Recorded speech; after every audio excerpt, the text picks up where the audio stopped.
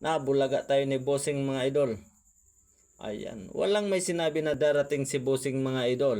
Bigla na lang dumating na walang pasabi kay Boy Tanso Vlog mga idol. Kaya nahuli si Boy Tanso mga idol na nagbibideo pang reels mga idol.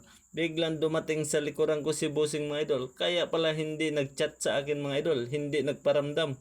Kasi may balak palang pupunta ng site si Bossing mga idol. Ayan, napakabait at napakapugi po ng engineer namin mga idol. Yan, LMC Company. Nasa likuran ko mga idol. Ayun, si boss.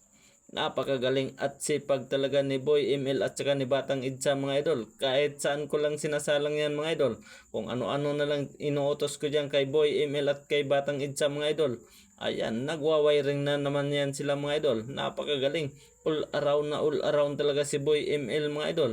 Kapag walang mga materialis mga idol, kahit saan-saan ko na lang sila sinasalang mga idol. Walang pili sa trabaho yan. Si Boy ML at si Batang Idsa mga idol. Napakagaling, napakagaling. Veteranong yan. Si Boy ML. Yung naka-helmet mga idol, si Sir Ega yan mga idol. Rider yan dito mga idol. Utusan pagbili ng mga materialis kung ano-ano pa po. Bata ni Sir John yan mga idol. Yung pogi din namin na engineer dito mga idol. Sa Los Baños mga idol. Ayan, dami natin mga poging mga kasamahan mga idol. Ayan, malulung.